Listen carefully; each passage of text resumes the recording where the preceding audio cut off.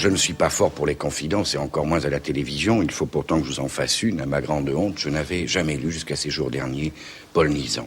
Nizan, c'est un jeune homme en colère contre toutes les mutilations que le monde dans lequel il vit, et je ne vois pas pourquoi il serait dans notre avis aujourd'hui, lui impose. Il est en colère contre les philosophes dont il a suivi à l'école normale ou à la Sorbonne les cours, les philosophes qui parlent de l'homme avec un grand H, mais qui ne parlent et qui n'ont jamais parlé des hommes avec un petit H, des hommes qui meurent de faim, qui meurent assassinés dans les guerres ou tabassés tout simplement dans tous les commissariats de police du monde.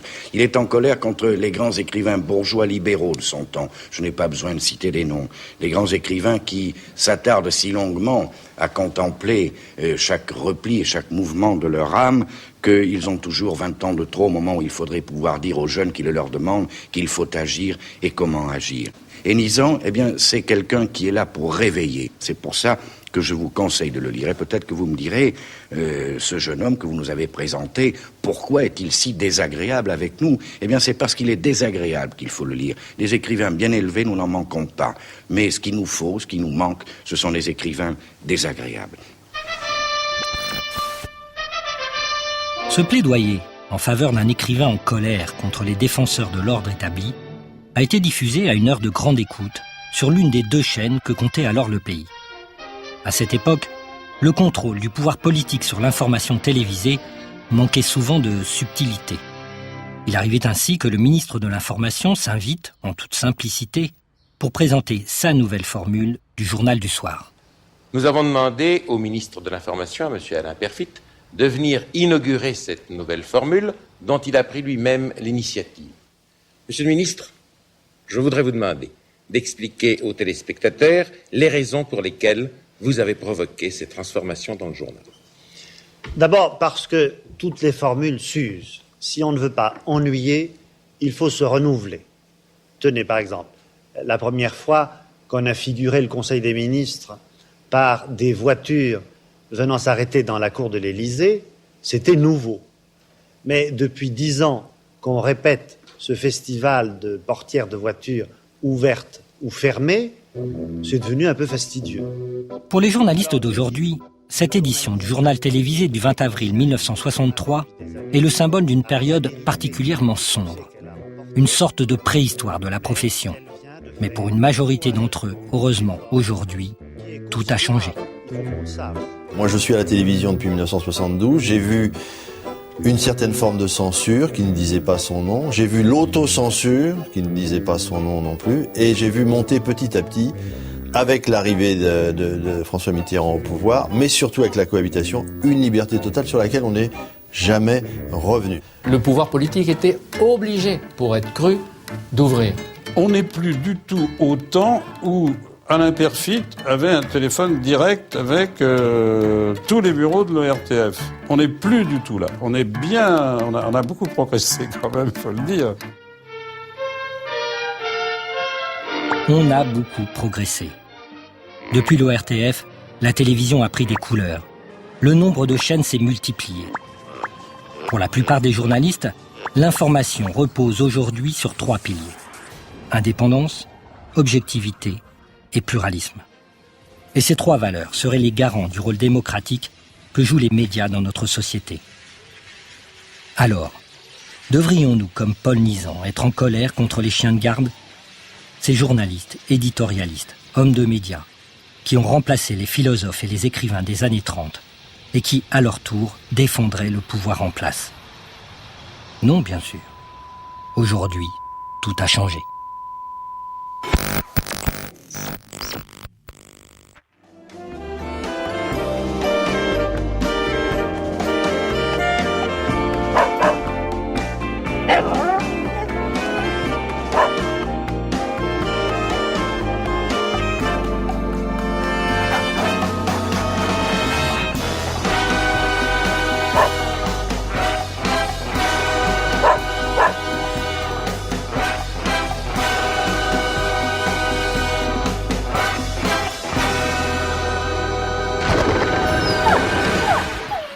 Alors nous avons pris des dispositions pour que le journal télévisé devienne un miroir qui se promène sur toutes les routes de France et du monde. Voilà. François-Henri Véran, pour des ministères, etc.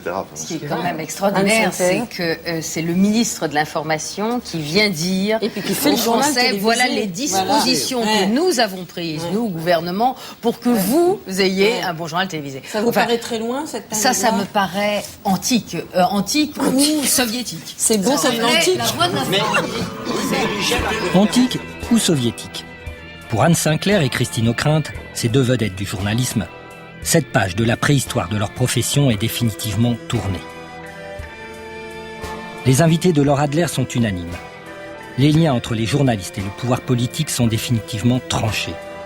Leur métier s'exerce aujourd'hui indépendamment de toute influence. C'est ce que nous sommes allés vérifier à l'Assemblée nationale lors de la remise du prix du livre politique 2009. L'une de ces rares occasions où la crème du journalisme s'oblige à fréquenter le pouvoir politique. J'ai eu le prix contre, entre guillemets, Michel. Ne soyez pas surpris de voir l'ancienne directrice de l'information de la principale chaîne de service public embrasser un ex-ministre de l'Intérieur condamné pour faux et abus de confiance. Elle donne le change. Derrière ces embrassades, ces sourires de convenance, les journalistes sont en embuscade. Les représentants du quatrième pouvoir savent bien que l'indépendance est une lutte de chaque instant. À l'image de Raphaël Baquet, les journalistes d'aujourd'hui ne ménagent personne. Récompensé ici pour son enquête sur les premiers ministres de la Ve République, son analyse est sans concession. Je ne sais pas dans quel autre pays on pourrait trouver comme ça 12 responsables politiques de si bon niveau, qui sachent aussi bien raconter et analyser ce qu'est le pouvoir. C'est quand même aussi réconfortant pour la France, qui reste le grand pays de la politique. Vous tous qui êtes habitués à faire face à des attaques aussi cinglantes, le président de l'Assemblée nationale, Bernard Accoyer, s'est parfaitement contre-attaqué. Je suis heureux de pouvoir dire combien nous apprécions qu'ils déploient leur intelligence, leur jugement, eux qui sont les plus grandes plumes, les plus grandes voix de la presse politique française, et qu'ils le fassent ici. Oui, Bernard Accoyer sait très bien que ses invités ne sont pas ses alliés.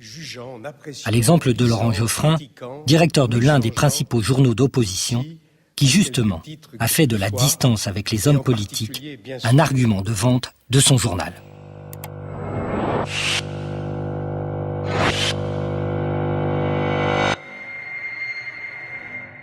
Le tutoiement symbolise une proximité excessive. Mais en même temps, ça peut être aussi une relation de travail. Je veux dire, on a une relation de travail dans les journaux avec beaucoup de gens qui ne sont pas vos amis et qu'on tutoie. Mais une fois qu'on parle au président de la République, c'est autre chose, parce que là, il y a forcément une relation hiérarchique qui s'établit. Le tutoiement peut poser un problème. Vraie conviction ou simple argument publicitaire ? Car Laurent Geoffrin affirmait pourtant il y a quelques années... En revanche, c'est un obstacle dans le rapport que la presse peut avoir avec le citoyen, puisque le citoyen attend de la presse une forme d'indépendance.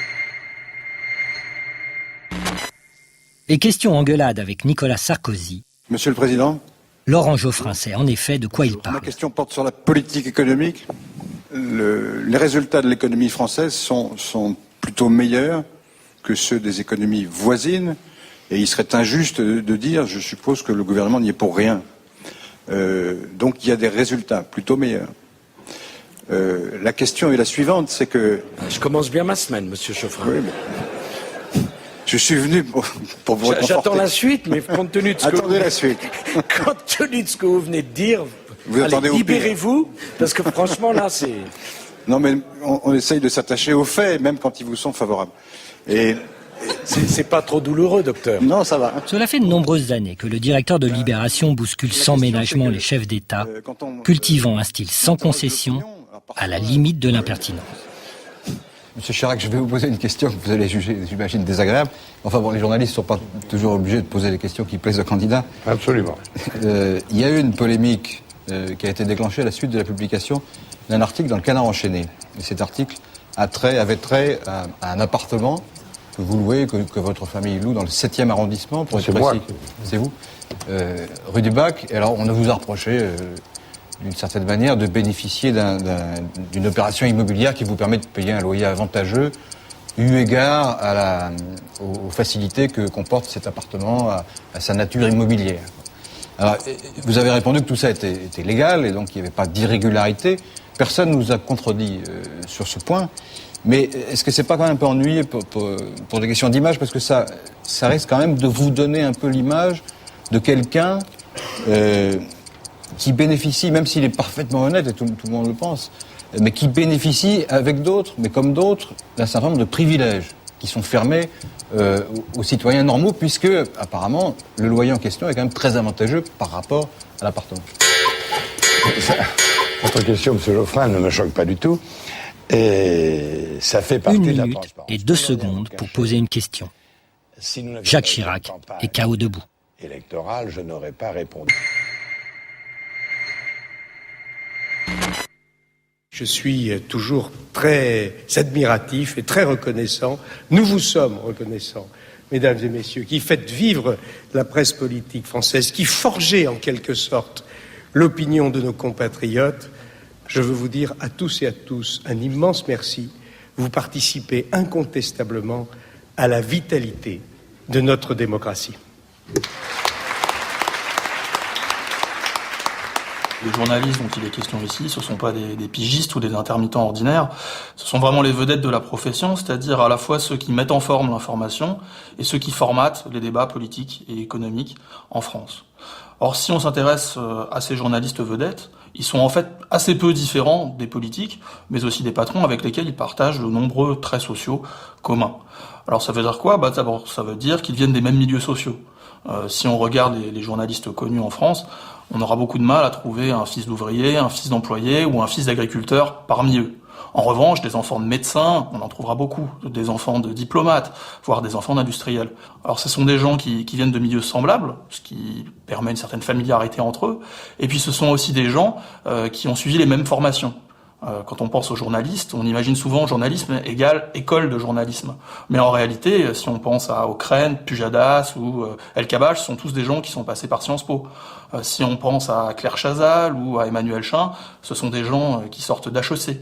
Bref, ces journalistes vedettes ne sont pas des journalistes ordinaires et ils sont assez proches des politiques et des patrons qu'ils interviewent.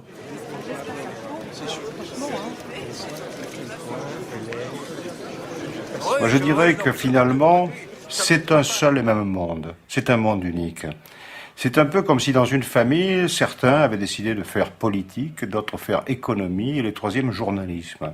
On a souvent ce sentiment. Ces gens partagent le même mode de vie, les mêmes valeurs, les mêmes amitiés. Ils vont dans les mêmes hôtels, ils passent les vacances dans les mêmes lieux. C'est une famille, réellement.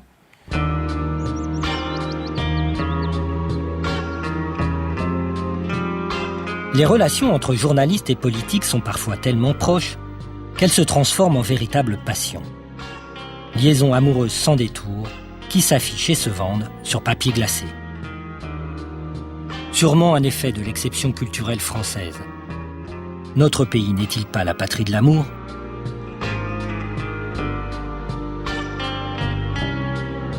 Le cas de Christine Ockrent mérite qu'on s'y attarde.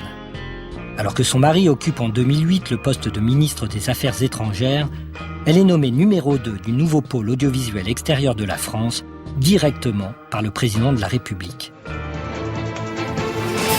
France Monde, c'est le nom de la future holding de l'audiovisuel extérieur de la France. Cette superstructure regroupera France 24, créée il y a 1 an, TV5 Monde, la chaîne francophone, et Radio France Internationale. Alain de Pouzillac, le patron de France 24, ici au centre, présidera cette holding. Christine Ockrent sera nommée numéro 2. Alain de Pouzillac est nommé par le chef de l'État. Il aura pour directrice générale, elle aussi nommée par l'Élysée, Christine Ockrent. 40 ans après Alain Peyrefitte, l'indépendance des journalistes a fait d'énormes progrès. Un ministre n'a plus à s'inviter au journal télévisé pour vanter la politique de son gouvernement. C'est sa femme qui le fait pour lui tous les jours. Ça me paraît antique ou soviétique. C'est beau, ça de l'antique.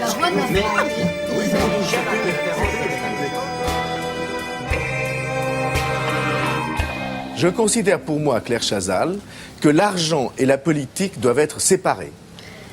Je pense que l'un ne doit pas avoir base sur l'autre. notamment lorsque ces puissances économiques détiennent de très grands médias. Ce journal de 20 heures est un véritable événement. Pour la première fois depuis la privatisation de TF1, un élu de premier plan attaque en direct l'indépendance de la chaîne. Et ce n'est pas la connivence entre journalistes et pouvoir politique que François Bayrou dénonce, mais la dépendance des principaux médias français au pouvoir économique. Je puis vous assurer qu'il y a un problème républicain dès l'instant que de très gros intérêts financiers, industriels, sont liés à de très gros intérêts médiatiques et sont en liaison intime avec l'État. Face à un membre de la majorité politique qui a privatisé sa chaîne en 1987, Claire Chazal hausse le ton. Il n'est pas question pour la star du journal de TF1 de laisser ternir la réputation du groupe Bouygues, son employeur. Et puis après tout, elle n'est pas la seule journaliste à travailler pour un grand groupe industriel. Prenons un exemple, sur une chaîne du service public cette fois. Ce jour-là, c'est la rencontre entre deux autres grandes stars du paysage médiatique. La majorité des Français n'a pas connu le divertissement sans l'un et l'information sans l'autre. Ce jour-là, Michel Drucker, ancien et futur employé du groupe Lagardère, consacre son émission à Jean-Pierre Elkabbach, ancien et actuel employé du groupe Lagardère. Et qui décident-ils tous les deux d'inviter ? Arnaud Lagardère, leur patron. Arnaud, je vous remercie infiniment parce qu'on vous voit très très peu. Vous êtes un homme discret qui se montre jamais. Vous dites c'est pas mon rôle d'être devant les caméras. Absolument. Vous êtes venu par amitié pour Jean-Pierre, qui a été le conseiller de votre père et que vous avez connu du temps de votre père. Un petit mot quand même. Ce que représente le groupe Lagardère, qui est une entreprise leader dans le monde des médias de la haute technologie, parce que le public ne le sait pas, mais il a pratiquement affaire quotidiennement au groupe, qu'il lise un livre, qu'il lise une revue de télévision, qu'il écoute la radio, qu'il prenne un avion. Je vous remercie, ça va être bien repris dans le Canard enchaîné. C'est pas un peu ça ? C'est un peu ça, mais il ne faut pas trop le dire. Non, très sérieusement. C'est d'abord une fantastique aventure humaine. Hein. C'est à peu près 250 000 personnes dans le monde. Arnaud Lagardère a raison de taper sur les doigts de Michel Drucker.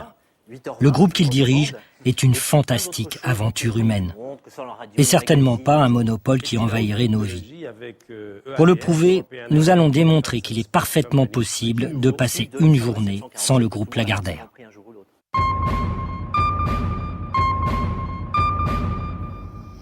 Prenons un Français moyen, Monsieur Lambert.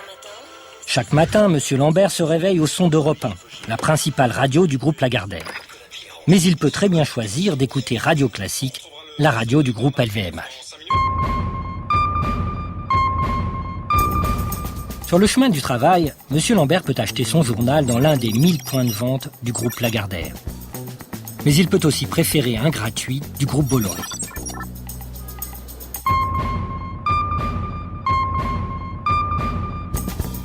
Au bureau, la collègue de M. Lambert peut s'informer en surfant sur un site du groupe Lagardère ou en feuilletant un magazine du groupe Lagardère. Mais M. Lambert, lui, peut lire le quotidien du groupe Dassault.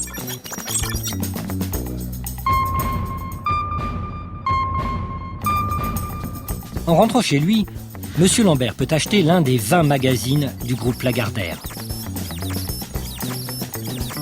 Mais il peut très bien choisir un magazine du groupe Pinault Printemps La Redoute.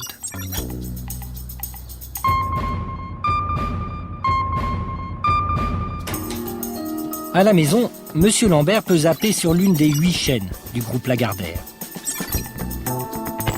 Mais il peut aussi regarder le 20h de TF1 du groupe Bouygues.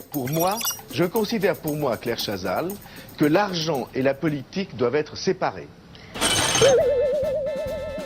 Ainsi, passer une journée sans le groupe d'Arnaud Lagardère a un prix. Celui de fréquenter une poignée de personnages du même acabit. Tous dirigeants de grands groupes industriels ayant investi dans les médias. Pour ces groupes, tous liés à des marchés publics, vendre de l'information a un double intérêt.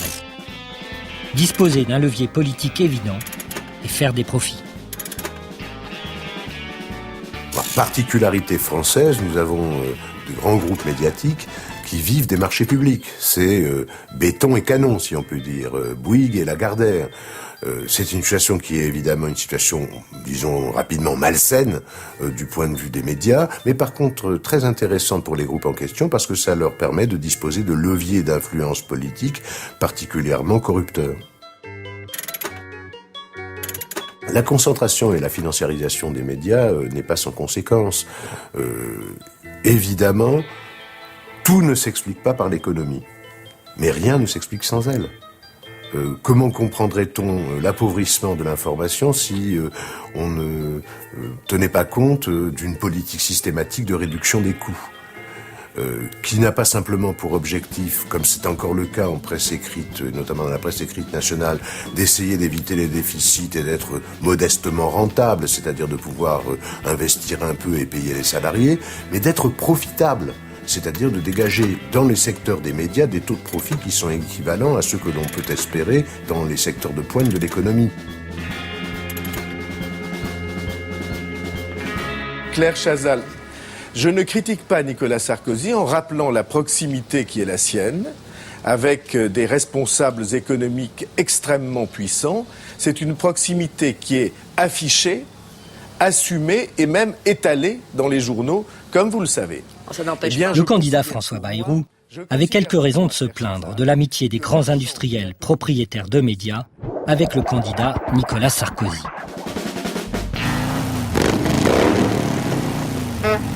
Le 6 mai 2007, pas moins de 4 de ces grands patrons de presse n'hésiteront pas à s'afficher au Fouquet's pour fêter la victoire du nouveau président de la République.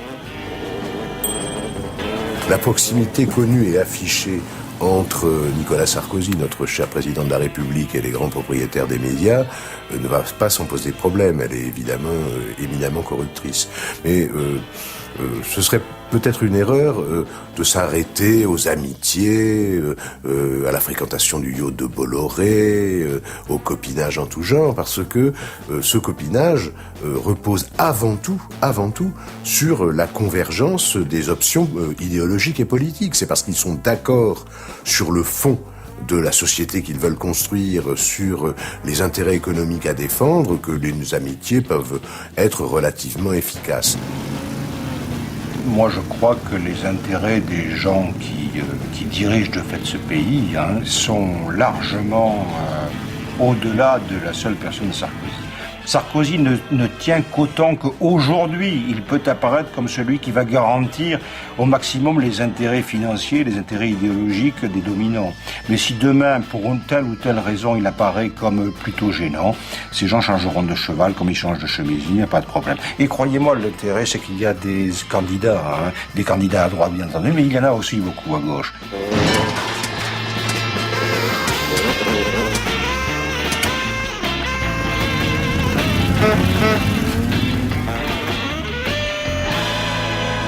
Alors maintenant, un petit mot sur votre voisin, Jean-Pierre, qui a été conseiller de votre père. Vous l'écoutez tous les matins, Jean-Pierre? Non seulement je l'écoute, mais parfois je le vois le matin. Vous venez de temps en temps lire bonjour. Ce qui est un spectacle aussi en soi. Oui, il vient à 8h moins quart moins 10, puis après on bavarde, etc. Puis après on bavarde, etc.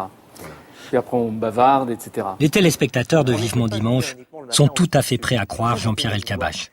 Quand le grand patron d'un groupe de 250 000 employés passe le matin à la radio dont il est le propriétaire, c'est pour bavarder, et en aucun cas pour donner des directives. Jean-Pierre Elkabbach et Michel Drucker tiennent à l'affirmer. Pour les grands industriels qui les emploient, l'indépendance des journalistes est quelque chose de sacré. L'indépendance, je retrouve chez lui avec en plus ses qualités. Sans faire de baratin parce que tu es là, toi c'est vrai que tu t'es imposé comme avec une métamorphose soudaine, presque sous mes yeux, en un grand manager européen. Et ce qui est extraordinaire, parce que je l'ai vu moi 2-3 fois dans des négociations, je peux le dire, il est concentré, il est immobile, on se demande s'il est ailleurs, il est patient, et à un moment où on s'attend le moins, il fonce, il a l'initiative stratégique de mouvement. Et en plus, il peut même surprendre en changeant cette stratégie. Je le dis à ceux qui vont négocier avec lui. Donc, voilà, non, il ne faut pas leur dire ça. Non, j'ai bien fait de venir, Michel, j'ai bien fait de venir. C'est bien qu'ils viennent le matin parce que... En effet, Arnaud Lagardère a bien fait de venir. Et il faut au moins le talent d'un grand journaliste pour déclamer pareil éloge de son patron. Il a l'initiative stratégique de mouvement. Et en plus, il peut même surprendre en changeant cette stratégie.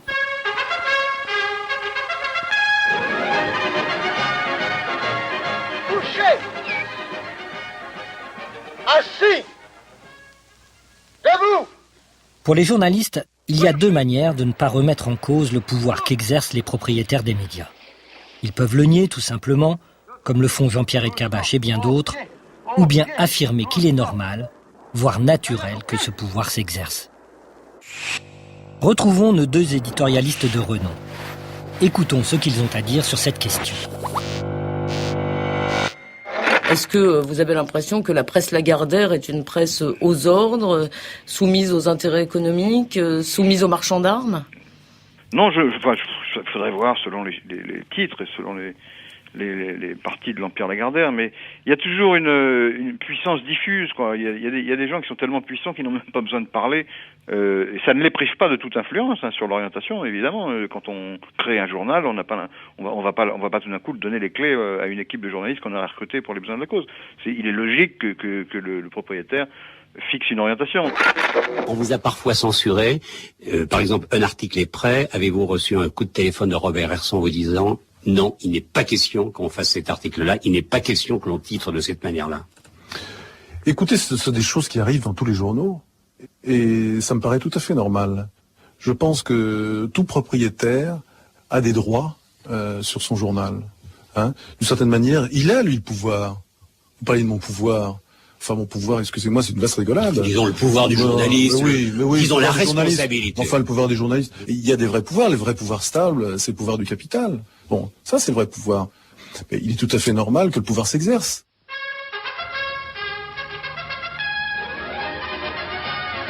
Il est donc normal que le pouvoir s'exerce.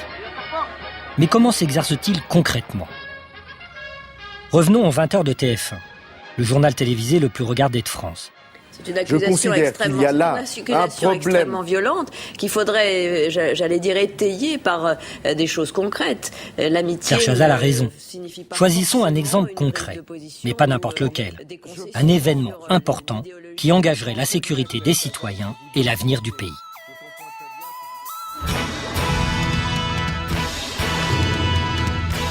Non, quelque chose de moins grave quand même.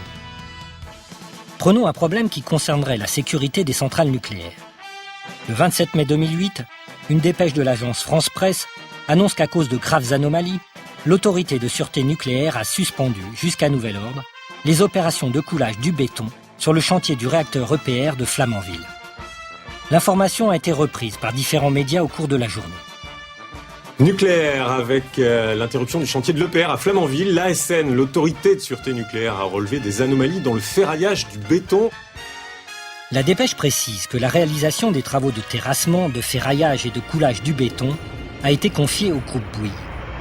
Regardons comment TF1, la chaîne de Martin Bouygues, évoque cet événement dans son journal du soir.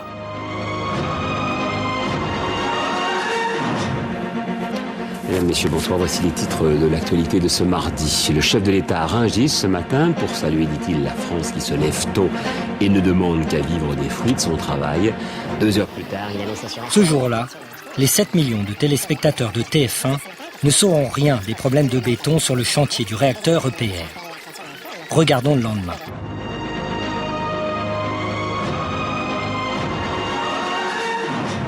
Mesdames, Messieurs, bonsoir. Voici les titres. Ah, rien non plus. Regardons le journal du week-end de Claire Chazal.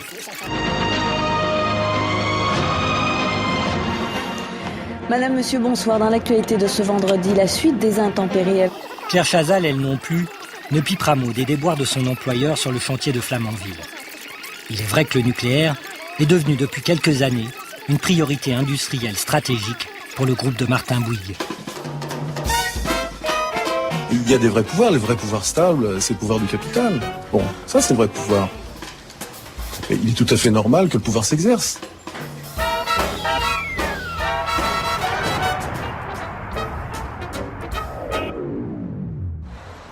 Il est tout à fait normal que le pouvoir s'exerce. Et pour qu'il s'exerce encore plus simplement, il existe à Paris un lieu où la fine fleur des médias vient dîner tous les derniers mercredis de chaque mois avec le gratin du pouvoir politique et celui de l'argent. Le Siècle est un club privé dont les membres sont recrutés par cooptation au sein de l'élite française. Patrons, hauts fonctionnaires, journalistes, intellectuels, hommes politiques, chacun y observe une règle d'or. Rien de ce qui se dit à l'intérieur ne doit être répété à l'extérieur. À l'abri des regards indiscrets et en toute indépendance, les stars des médias apprennent les mœurs du pouvoir et tendent l'oreille à leurs préoccupations.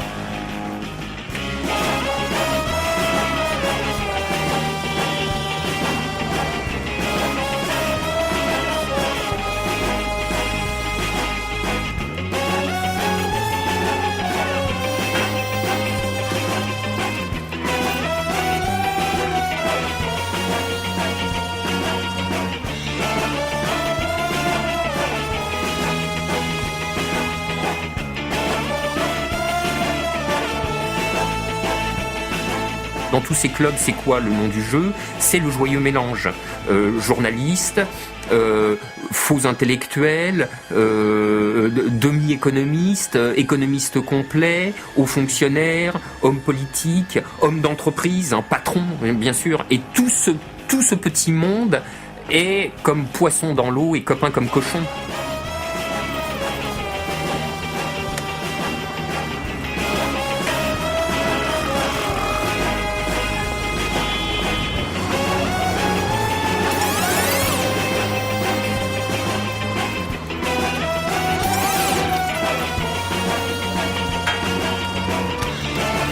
À entrer dans ce genre de cercle, à s'y trouver socialisé même. Il y a des, comment dirais-je, il y a des pertes de liberté de parole, il y a des pertes de sens critique, c'est-à-dire des effets de normalisation, d'adaptation, d'ajustement, d'autocensure, parce que très rapidement, tu vois, t'as pas besoin d'être briefé. Tu sais très bien ce que tu peux dire et ce que tu ne peux pas dire. Les questions que tu as le droit de soulever et celles qu'il vaudra mieux taire.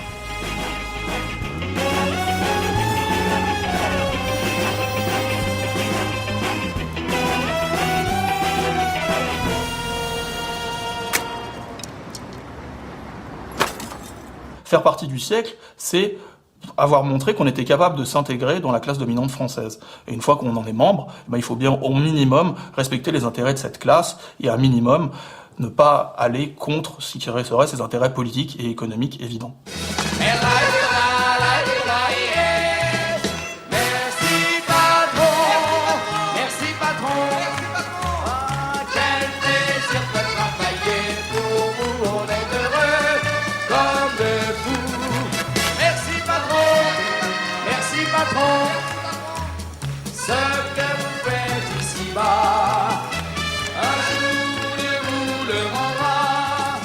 C'est que nous n'aimons pas assez nos entreprises.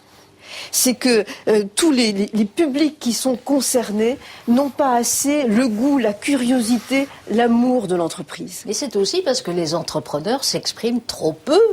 C'est très compliqué de les faire venir pour participer au débat public. C'est pas faute d'essayer. Dans cette émission, par exemple. Eh bien, écoutez, c'est pour ça qu'on est ravis de vous accueillir, vous, mais peut-être pouvez-vous encourager un certain nombre de patrons à être plus...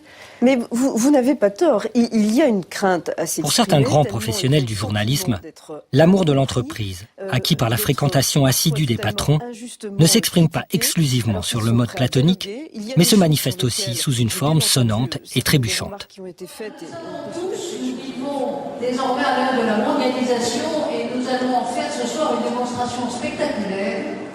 Puisque vous le savez sans doute, Microsoft... Dans le métier, quand un journaliste utilise sa renommée au service d'un produit ou d'une entreprise contre rémunération, on appelle ça faire un ménage. Mais les risques de conflit d'intérêts sont évidents. Les ménages sont donc fortement réprouvés par le code de déontologie du journalisme.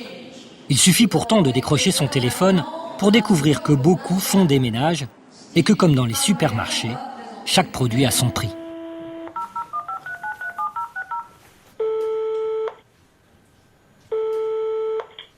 Imaginons par exemple un monsieur Lambert. Bonjour. Monsieur Lambert, l'appareil de la directeur d'une société, disons, KTP Finance. C'est la première fois que je fais appel à vos services. Et si ce monsieur Lambert prenait contact avec une agence spécialisée pour s'offrir les services d'un journaliste connu. Votre intervenant, quelque chose pour les féliciter un petit peu pour leurs résultats. Et j'aurais bien aimé un journaliste pour faire une émission. Voyons un peu comment se passeraient les choses. Voilà, donc je voudrais quelque chose de bien. On a un petit budget quand même. Je voudrais un bon rapport qualité-prix, quoi.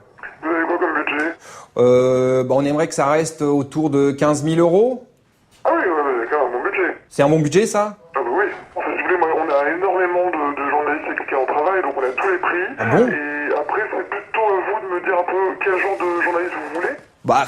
Moi j'aimerais bien PPDA, Christine O'Krent. Christine O'Krent, c'est plus du tout ce genre de choses, elle se fait déjà assez taper sur les doigts. Elle faisait, mais elle fait plus, c'est ça? Ouais, elle fait plus, elle fait prendre, entre guillemets, donc elle n'en fait plus. Mais Guillaume Durand, par exemple, le fait. Lui, c'est combien, par exemple? Ça va être dans les 17, 18.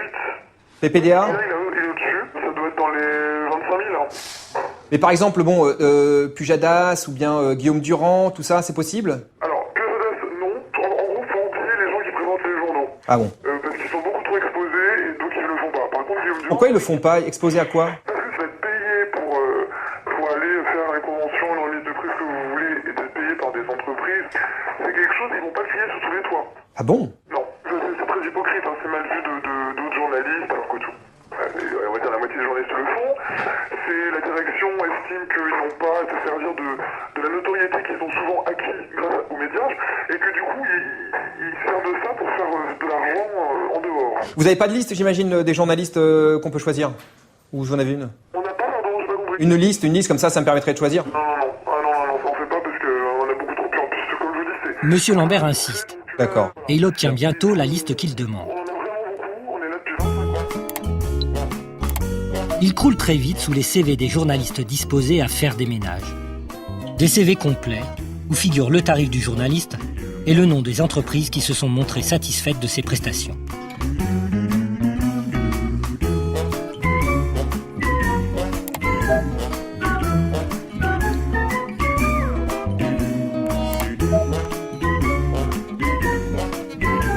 Malgré la multitude des candidatures, Monsieur Lambert parvient à faire son choix.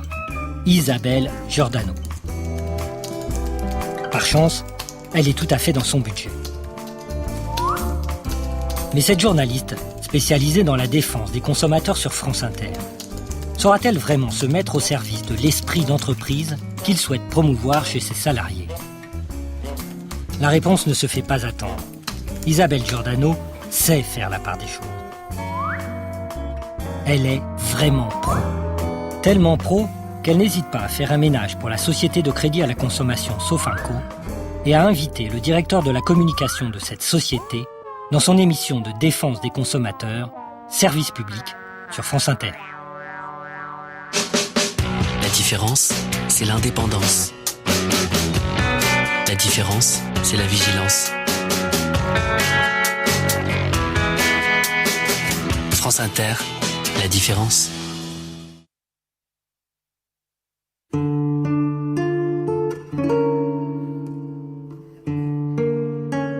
La pensée bourgeoise dit toujours au peuple « Croyez-moi sur parole, ce que je vous annonce est vrai. Tous les penseurs que je nourris ont travaillé pour vous. Vous n'êtes pas en état de repenser toutes leurs difficultés, de repasser par tous leurs chemins. Mais vous pouvez croire les résultats de ces hommes désintéressés et purs, de ces hommes marqués d'un grand signe, de ces hommes qui détiennent, à l'écart des hommes du commun pour qui ils travaillent, les secrets de la vérité et de la justice.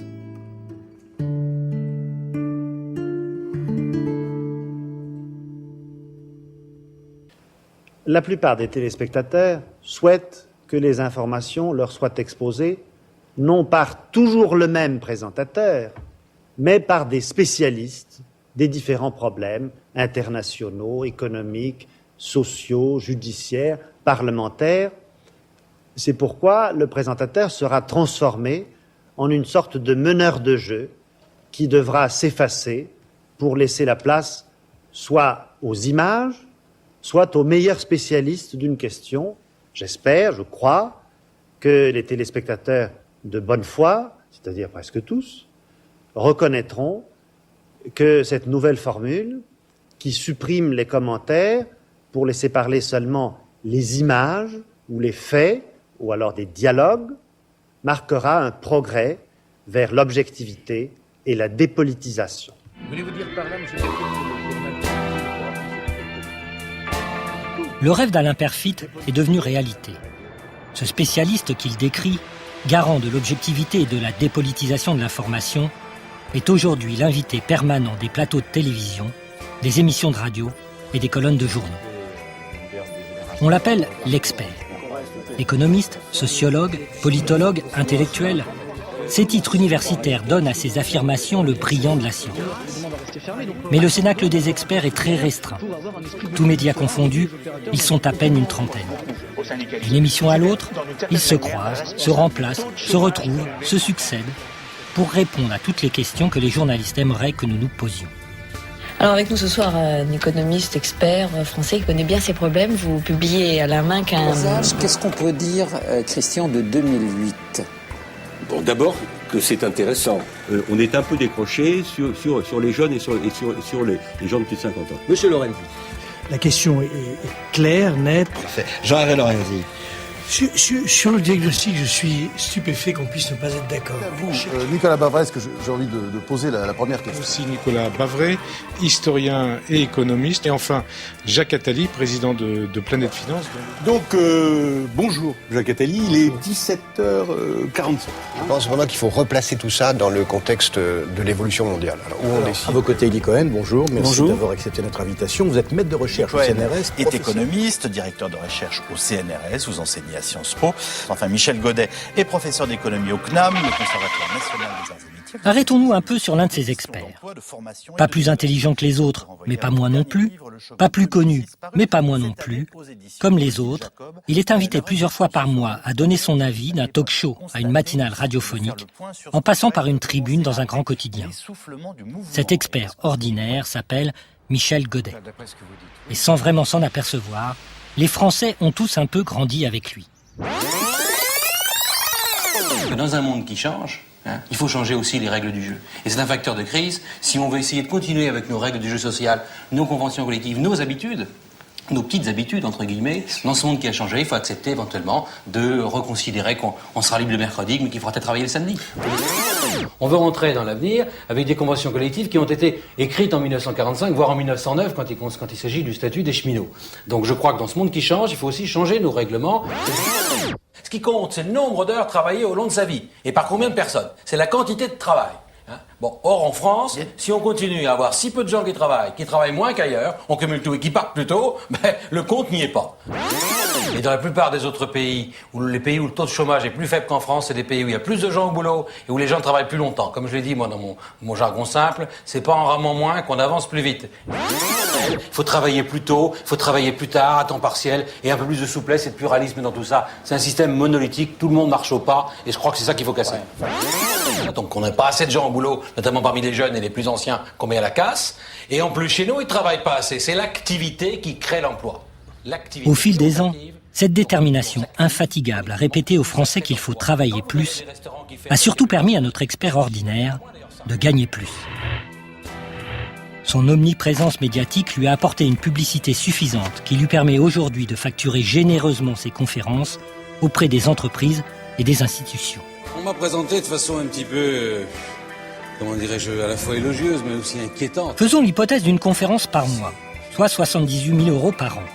Si l'on ajoute son salaire de professeur au Conservatoire national des arts et métiers, environ 48 000 €, sa rémunération en tant qu'administrateur de la multinationale Bongrain, aux alentours de 25 000 €, Michel Godet gagnerait donc environ 150 000 € par an. Bravo Michel. 150 000 €, soit l'équivalent de 10 années de SMIC.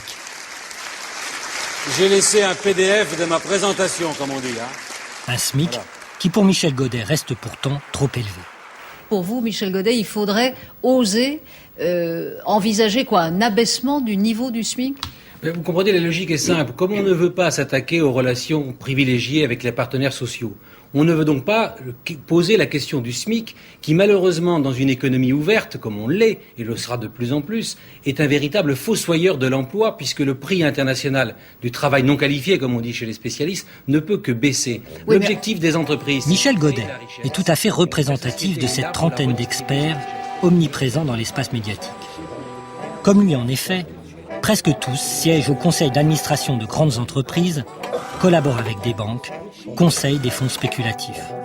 Pourtant, ce ne sont jamais ces fonctions-là qui sont mises en avant. Lorsqu'ils sont invités dans les médias, c'est sous leur titre universitaire que les journalistes les présentent. La question, c'est pourquoi les grands médias font-ils le silence sur ces collusions que j'ai appelées les liaisons dangereuses entre un certain nombre d'économistes qu'on invite systématiquement et les milieux d'affaires. Les citoyens, les auditeurs, les téléspectateurs regarderaient tout autrement un brillant économiste universitaire s'ils savaient que cet économiste est largement rétribué par les banques, les compagnies d'assurance et les sociétés privées, comme administrateur, c'est-à-dire au centre de la gestion de ces entreprises. Elie Cohen, bonjour. Merci d'avoir accepté notre invitation. Vous êtes maître de recherche au CNRS, professeur d'économie. Dominique de Villepin, la semaine dernière, enfin cette semaine, a demandé... Je ne vois pas comment on peut prétendre aujourd'hui rester intellectuellement indépendant quand on est totalement inséré dans des réseaux de milieux d'affaires. Aujourd'hui, on considère que si un expert est à la fois membre de l'Agence de la sécurité des aliments et membre du conseil d'administration d'une grande entreprise agroalimentaire, il y a conflit d'intérêts. Et je crois que tout le monde est prêt à admettre ce point de vue. Eh bien, je ne vois pas pourquoi on ne parlerait pas, dans le cas d'économistes rémunérés par des banques, des assurances ou des grandes entreprises pour faire grandir les intérêts et les bénéfices de ces sociétés, pourquoi on ne parlerait pas de conflit d'intérêts ? Jean-Hervé Lorenzi, qui est professeur à Paris-Dauphine. Ces gens-là nous disent, nous restons totalement indépendants intellectuellement, mais nous ne pouvons pas les croire. S'il est difficile, en effet, de croire à la neutralité de ces experts, il est en revanche relativement facile de deviner où ils dînent le dernier mercredi de chaque mois.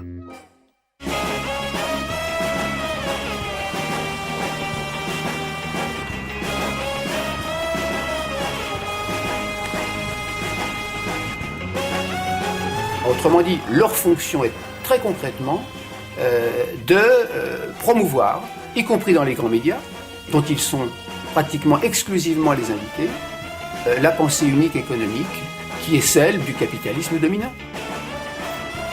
C'est ainsi que depuis une trentaine d'années, devant les Français, un débat passionnant s'est engagé entre ceux qui sont convaincus des vertus du marché et ceux qui sont convaincus des vertus du marché. Je me réjouis en tout cas de voir renaître l'idée d'entreprise, de profit, de marché, enfin à la main quand on parle avec des accents qui me bouleversent. Enfin. Oui. Ah bon, donc vous trouvez c'est bon ça ? C'est excellent. Et ça n'existait pas de votre temps ? Bah ça existait, le marché a toujours existé. Mais je veux dire... Mais il valait mieux pas s'inventer. Ah, il valait mieux pas s'inventer. Maintenant on peut s'inventer. Oui. Alors... Si vous souhaitez l'allongement de la vie, si vous souhaitez le confort, ce que la plupart des individus souhaitent sur cette planète, l'histoire montre que le capitalisme, ça marche. Qu'est-ce que c'est un marché financier ? Un marché financier, c'est comme, je le dis dans le livre, c'est un peu comme le marché de Cavaillon, où il y a des gens qui viennent avec des melons et d'autres qui viennent avec des poulets. Et on échange des melons contre des poulets. Bonjour, Christian de Boissieu, bonjour.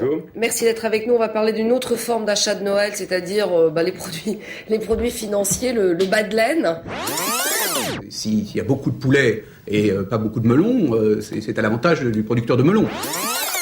Est-ce que le PS devient réformiste ? Oui, enfin, on l'a tellement attendu. Oui, alors il faut attendre l'article 13 quand même de la déclaration de principe, mais c'est écrit. Le Parti socialiste est désormais dans le marché, dans la mondialisation. Pour la réguler, pour l'améliorer, bien entendu. Pas pour la subir, mais quand même, il est dedans, quelque part entre social-démocratie et social-libéralisme. Et nous assistons depuis 3000 ans à l'extension progressive du marché de la démocratie, qui sont parfaitement, non seulement compatibles, mais qui se renforcent réciproquement. Dans votre journal, le monde n'a pas beaucoup changé dans sa forme, en tout cas depuis 50 ans. Est-ce que vous entamez aujourd'hui une révolution ? Au milieu des années 90, les partisans d'une économie de marché sans entrave peuvent se réjouir d'avoir dans leur camp un nouvel allié de poids, le quotidien Le Monde. Pris en main par un triumvirat composé de Jean-Marie Colombani, PDG, Edwy Plenel, directeur de la rédaction, et Alain Minc, président du conseil de surveillance, le journal de référence de la presse française, connu pour son indépendance, va ouvrir grand ses colonnes aux experts et aux journalistes qui prêchent les thèses de l'économie néolibérale. Donc le fait que le monde se rallie aux thèses libérales a forcément des effets sur le champ médiatique dans son ensemble. On dit souvent que c'est le journal de référence. Si le journal de référence défend maintenant les mêmes thèses que Libération défend depuis les années 80, notamment sous l'impulsion de Laurent Geoffrin, et s'il défend les mêmes thèses que défend, on va dire, la gauche du Figaro, on imagine bien qu'on a une forme d'homogénéisation des prises de position dans le domaine économique et qu'hors du libéralisme, point de salut. Mais il se trouve que Le Monde est resté le quotidien de référence et qu'il a continué à faire référence alors même que son discours avait considérablement changé de direction. Bon, et donc, à partir du moment où ces idées-là sont diffusées et affirmées, revendiquées d'un point de vue, on pourrait dire, presque militant, dans le Monde quotidien de référence, alors c'est le légitimateur par excellence. Dans une deuxième partie du journal, nous essaierons d'avoir, encore une fois, d'être meilleurs là où nous étions plus faibles, et principalement dans le domaine de l'entreprise, puisque dans le domaine de l'entreprise, vous savez que les stratégies des grands groupes industriels et financiers aujourd'hui ont au moins autant d'importance que le budget de l'État, sinon plus. Donc nous voulons être à niveau dans ce domaine-là, et nous accorderons entreprise, finance et marché une place centrale dans le journal. On veut convertir un corps social à une nouvelle sorte de vie collective, à une nouvelle sorte de vie économique et sociale. Et ce corps social-là, fondamentalement, il ne voulait pas, quoi. Pour des très bonnes raisons. C'est qu'il avait tout à y perdre. Voilà, donc ça c'est pas difficile. Alors, à mesure de la résistance d'abord anticipée puis constatée, il a fallu déployer un effort de conviction ou de persuasion de même proportion. Et là, on est entré dans l'ère de ce qu'on a appelé la pédagogie. T'as compris, on n'est pas assez pédagogique, on n'a pas assez expliqué. C'est ainsi que dans les grands médias, un certain nombre de journalistes ont fait de leur métier un émouvant sacerdoce.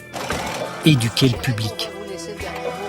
Ça veut bien dire que ce qu'il faut d'abord, peut-être, dans ce pays, c'est de la pédagogie. Et il faut que les partenaires sociaux, mais aussi les politiques et sans doute aussi les médias, nous nous y employons à notre modeste mesure, expliquent davantage la complexité des choix de notre société. En langage journalistique, expliquer la complexité des choix se résume en fait en une formule assez simple. La nécessité de la réforme. Réforme. Un mot désormais sur toutes les lèvres. Bonsoir. Pourquoi on ne peut pas réformer en France alors que tous les pays réforment autour de nous? C'est le thème de Culture et Indépendance ce soir. Peut-on engager des réformes en France? La France peut-elle s'en passer à l'heure de la mondialisation? Comment convaincre les Français du changement ou de la réforme? Vous accepteriez quand même une réforme? Parce que tout ce que tout le monde dit, c'est qu'on n'ose pas faire la réforme. J'essaie de comprendre, effectivement, c'est la difficulté de ce pays à faire des réformes. Pourquoi ça passe pas? Eh bien, qu'est-ce qui fait que dans ce pays ça ne passe pas? L'opinion commence à comprendre qu'on ne retrouvera pas le chemin de la croissance sans renoncer à certains avantages acquis, à certaines rentes de situation. Et je trouve que dans le passé récent, nous avons plutôt malgré tout pris des retards dans la question de la réforme. C'est ça qui est très inquiétant aujourd'hui. On ne peut pas annoncer aux Français toute une série de réformes difficiles mais nécessaires. On est au bout d'un cycle, au bout d'un système, ça leur fait peur. Et ils ne veulent pas de changement. Est-ce que les Français sont devenus aujourd'hui hyper conservateurs? Et naturellement, ils rejettent tout, c'est la peur du changement. Les peurs, c'est pas seulement de perdre les droits acquis, c'est pas seulement de perdre ce qu'on a, c'est la peur que quoi que ce soit change.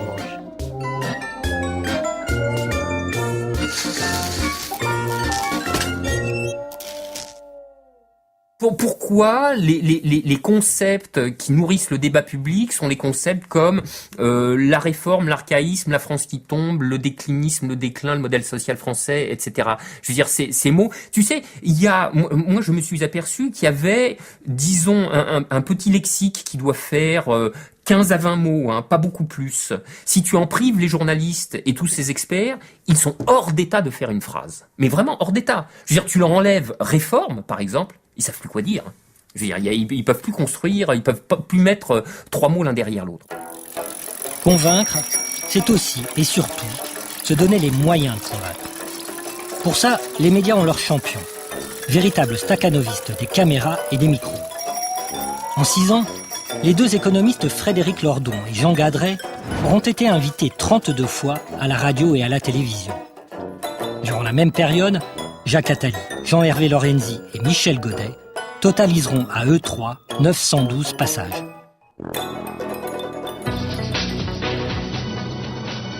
Bonjour à toutes et à tous, bienvenue dans le spectacle de la politique et de la télévision avec Éric Zemmour et Claude Imbert. Même si journalistes et experts s'entendent sur l'essentiel, il faut quand même conserver les apparences du débat démocratique. RTL Matin. Et on vous attend au 32-10 pour intervenir dans ce match du jeudi pour nous dire si... Les médias mettent ainsi en scène régulièrement des joutes acharnées entre débatteurs que tout oppose. Dans cette émission de LCI, par exemple, c'est un intellectuel de gauche, Jacques Julliard, qui chaque semaine affronte Luc Ferry, un philosophe de droite. Attention, la violence des échanges est insoutenable. Hélas, Luc, je n'arrive pas à être en désaccord avec ce que vous venez de dire. J'aimerais bien. Moi, j'irai dans l'autre sens et je pense que sur ce point, vous serez d'accord avec moi, comme je suis d'accord avec vous sur l'autre. Comme vous, je me réjouis du poids de cette opinion publique. Je suis d'accord avec ce qu'a dit Jacques. Je trouve que Luc a parfaitement raison. Il faut expliquer, il faut faire comprendre le problème de la mondialisation. Vous êtes en train de dire. Et puis le troisième point, mais j'allais le dire sur la rigueur, je suis hélas d'accord avec vous. Et vous avez raison. Sur ce point, il n'y aura pas de débat très vif entre Luc et moi. Non, encore une fois, je suis d'accord avec ce qu'a dit Jacques. Il fallait faire d'abord le traité constitutionnel et puis l'élargissement après. Vous me rendrez cette justice, Luc, que je dis la même chose que vous, non pas avec l'autorité d'un ministre, mais que j'ai toujours pensé cela. Je suis assez d'accord avec ce que vient de dire Jacques, à ceci près que, bon, d'ailleurs, vous avez ouvert un petit parapluie, je ne mettrai pas le libéralisme et le communisme sur le même plan, mais peu importe. Là-dessus, je suis entièrement d'accord avec vous. Mais on a besoin aussi, et là je ne pense pas d'ailleurs que Jacques, vous soyez en désaccord avec moi, mais je pense que c'est encore plus difficile et plus urgent. On nous dit qu'on est trop en désaccord, s'inquiète même sur nos relations, j'espère que... Voilà, non, je signale qu'elles sont excellentes. Et cette semaine, nous sommes entièrement d'accord et nous n'en avons aucun scrupule. Sont impossibles à remettre en cause, et il n'en sera même pas question, votre honneur, la construction européenne telle qu'elle est, le mouvement général de déréglementation de tous les marchés qu'on appelle autrement la mondialisation, et l'entreprise générale de réduction de la taille, et pour ce qui concerne la France, de démantèlement silencieux de l'État social. Bon, voilà, ça c'était vraiment, c'était les limites de l'épure. Donc il y a ceux qui discutent dans le cadre, et il y a ceux qui discutent pour changer le cadre. Ceux qui veulent changer le cadre, c'est-à-dire les oppositions primaires, ceux-là seront écartés définitivement. Mais bienvenue à ceux qui veulent grenouiller à l'intérieur du périmètre du bac à sable. Ceux-là, oui, on les accepte. Mais enfin, ça fait quand même un débat politique, je veux dire, sacrément atrophié. Pour bien poser les termes du débat, l'une des figures rhétoriques la plus utilisée, c'est l'exemple étranger. Là-bas, ailleurs, chez nos voisins, dans tel ou tel pays, se trouvent les choix courageux, le modèle, l'exemple à suivre. Et parmi tous les pays qui, avant la France, ont eu la sagesse et le courage d'engager les réformes nécessaires, une nation a connu particulièrement la faveur des journalistes et des experts. C'est la Grande-Bretagne. Son virage libéral, engagé depuis Margaret Thatcher, a été l'objet d'une admiration fervente.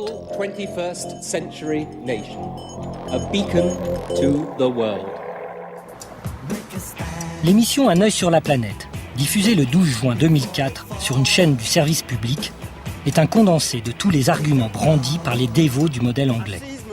Le journaliste Thierry Tullier, futur directeur de l'information de France 2, nous convertit à la recette libérale avec la ferveur d'un évangéliste. Pourtant, est-on si sûr que la recette libérale est inapplicable, qu'elle serait une mauvaise chose pour la France ?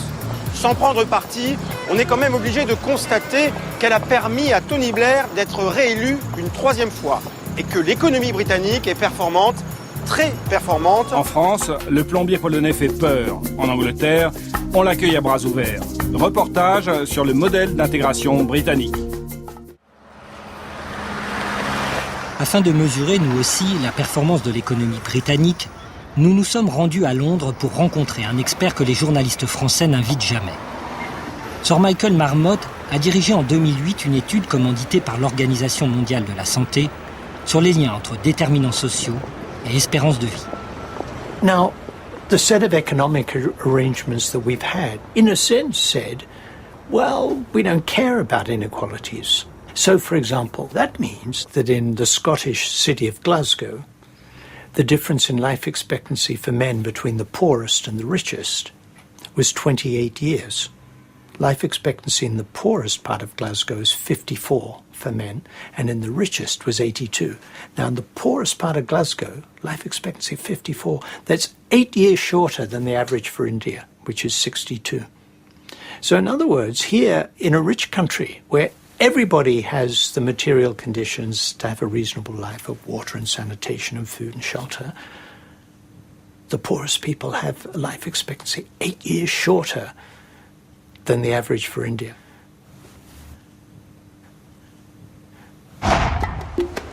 Alors, puisque ça marche, faut-il faire comme les Anglais? Doit-on les copier? C'est le 10e numéro d'Un œil sur la planète. 4 ans plus tard, la crise économique a démontré à quel point le modèle anglais était performant.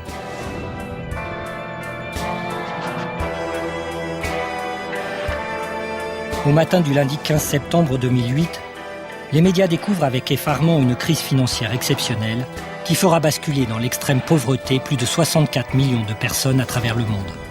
Trop occupés à faire la promotion des lendemains qui chantent de la révolution libérale, leurs experts préférés n'ont rien vu venir. Et parmi eux, il en est un particulièrement renommé et influent qui, comme les autres, n'a rien vu venir. C'est Alain Minc.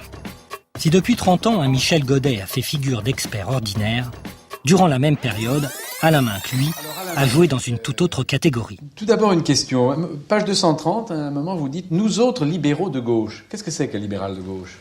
Oui, c'est la question à 100 francs. Alain Minc est l'archétype même du premier de la classe. Cet expert extraordinaire conseille en effet aussi bien les grands patrons que les ministres et les chefs d'État. Dans les médias, il est à la fois sur scène et dans les coulisses. Sur scène, on le voit autant dans les émissions littéraires que dans les grands talk-shows politiques. Dans les coulisses, il agit comme président du conseil de surveillance du journal Le Monde ou comme éminence grise des dirigeants de grands groupes de presse. En 2005, son ami Vincent Bolloré, ami de son ami Nicolas Sarkozy, lui a offert une émission sur sa toute nouvelle chaîne, Direct 8. Bonsoir, bonne année à tous. J'espère que Nous sommes le 5 janvier 2008. Alain Minc a comme invité l'incontournable Christian de Boissieu. Tous deux s'entretiennent sur les prémices de la crise américaine des subprimes, qui, rappelons-le, conduira 9 mois plus tard à l'écroulement dramatique des marchés financiers de l'automne 2008. Moi, ce que je voudrais quand même ajouter en contrepoint de ce que tu dis, que je partage à peu près à 95% pour quand même avoir un peu de liberté intellectuelle pour 5 ans, c'est quand même l'incroyable plasticité du système. Parce qu'on nous aurait dit que, au fond, le système financier serait régulé avec un doigté tel qu'il évitera une crise qui aurait pu être quand même de l'ampleur des très grandes crises financières qu'on a connues dans le passé.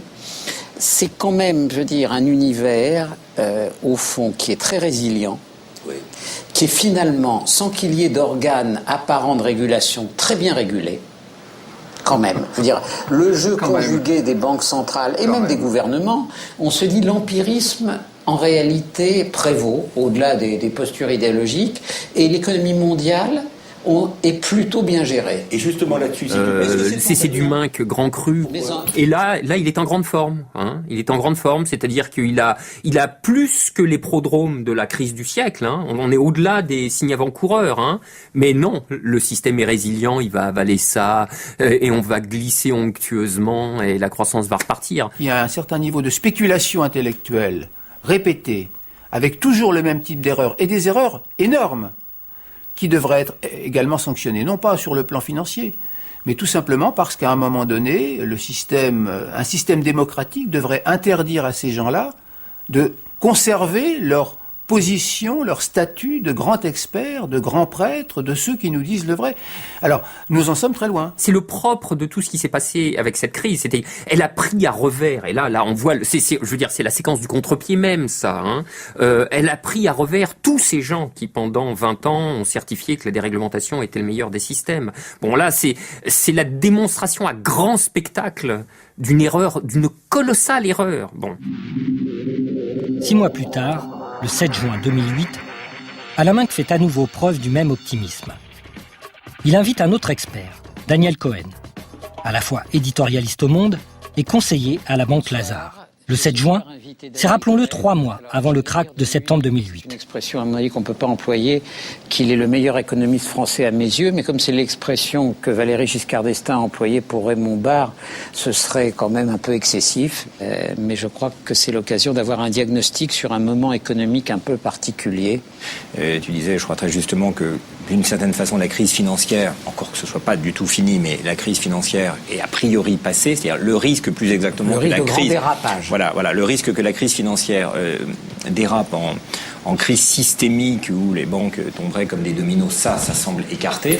Bon, voilà, on est à nouveau confronté à une situation où on se dit, si le meilleur économiste de France, selon Minck, se trompe à ce point, nous sommes en juin 2008, est-ce que ça signifie que toute la profession est condamnée et que finalement personne n'a rien vu venir?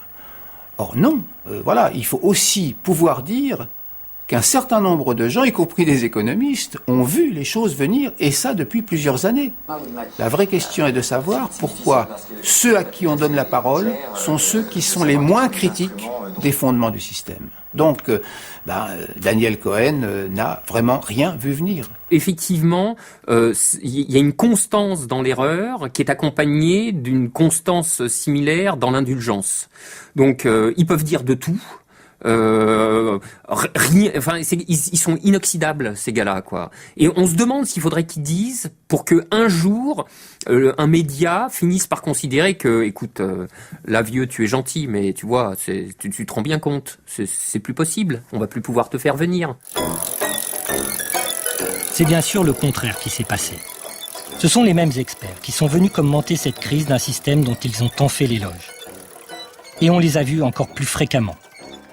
Entre septembre 2008 et décembre 2010, Alain Minck, Christian de Boissieu et Daniel Cohen totaliseront à eux 332 passages à la radio et à la télévision. Frédéric Lordon et Jean Gadret, eux, n'auront été invités que 21 fois. Je crois qu'on est tous d'accord pour dire...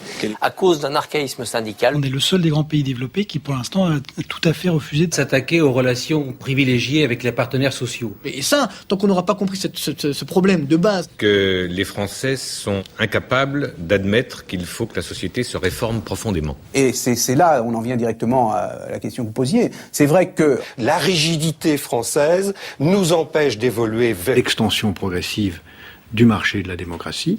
Donc la France se trouve dans une situation un peu étonnante où il y a des gens qui viennent avec des melons et d'autres qui viennent avec des poulets. Et on échange des melons contre des poulets.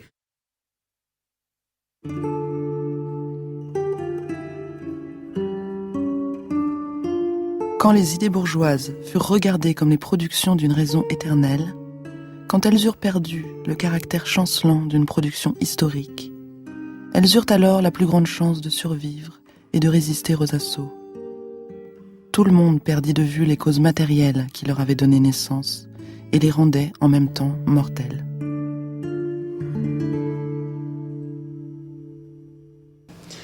Quand le gouvernement voudra défendre son point de vue, il le fera à visage découvert par l'intermédiaire d'un porte-parole qualifié. Alors, votre porte-parole, ce porte-parole, comment se manifestera-t-il? Sous forme d'allocution, de déclaration, comment?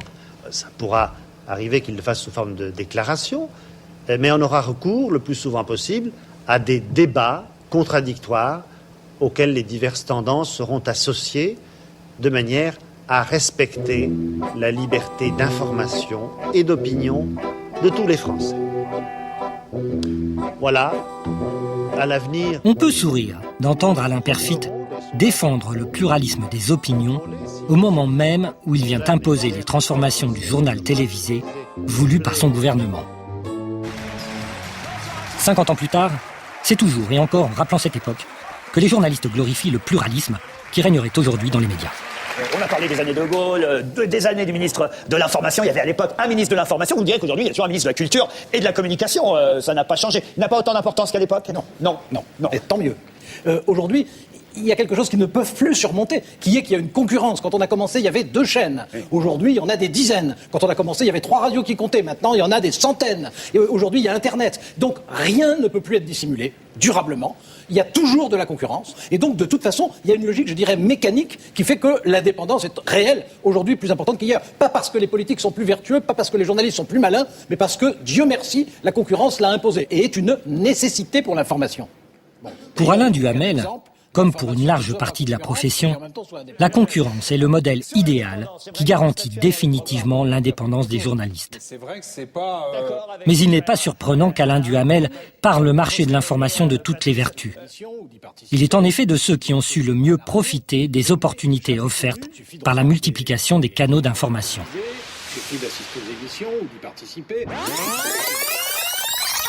Alain Duhamel a débuté à l'ORTF à l'époque où Alain Peyrefitte s'invitait au journal télévisé. En parallèle d'une carrière d'inoxydable intervieweur de chef d'État, il illustrera le pluralisme de l'information d'une manière toute personnelle. Au début des années 2000, il vend ainsi ses éditoriaux dans pas moins de 10 médias en même temps. France 2, Canal+, RTL, Libération, Le Point, Nice Matin, Les Dernières Nouvelles d'Alsace, Le Maine Libre, Le Courrier de l'Ouest, Presse Océan. Il est bien normal qu'Alain Duhamel ne morde pas la main du marché qu'il a si bien nourri.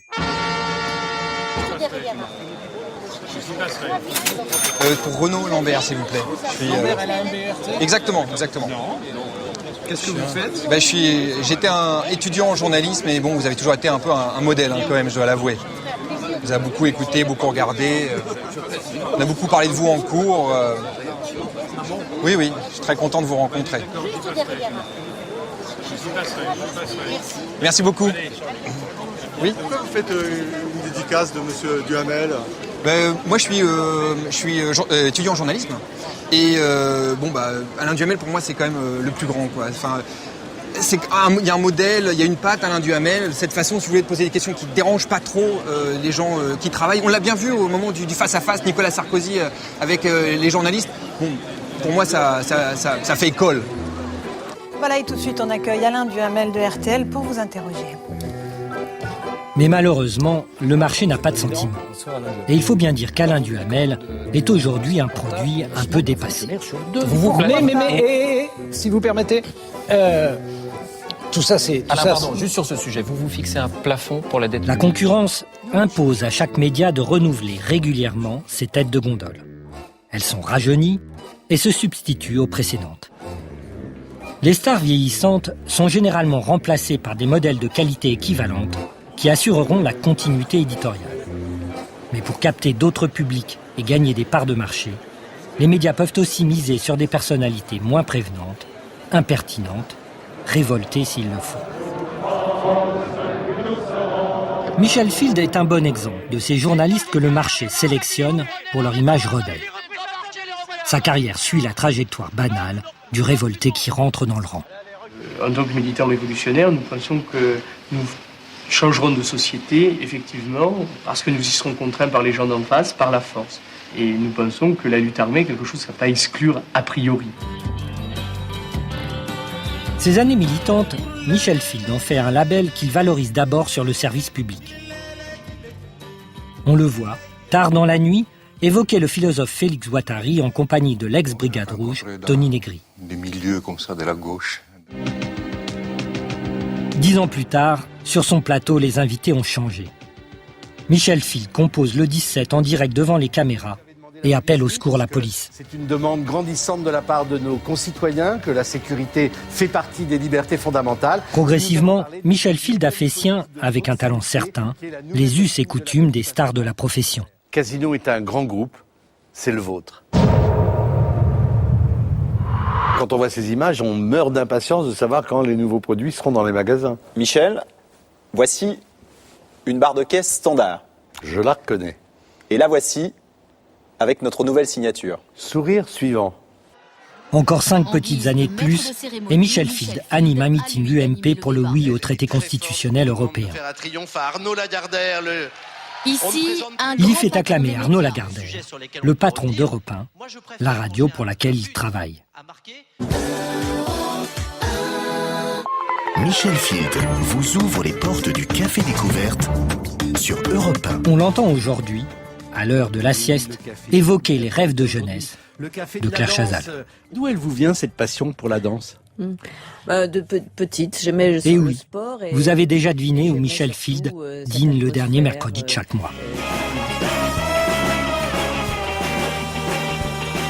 Bien sûr, Michel Field est loin d'être le seul faux impertinent à pimenter les grilles de programme. Le marché en fabrique régulièrement. Révolutionnaire de tous les pays, désunissez-vous.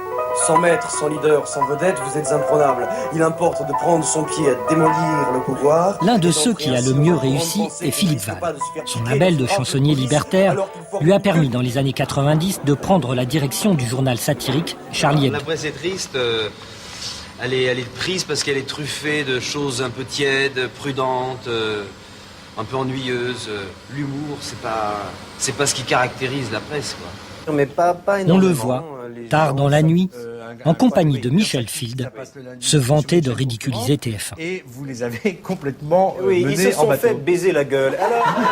20 ans plus tard, et médias en bref, en France, Jean Lucas... Philippe Val est placé à la tête de France Inter par le directeur de Radio France, Jean Lucas, lui-même directement nommé par le président de la République, Nicolas Sarkozy.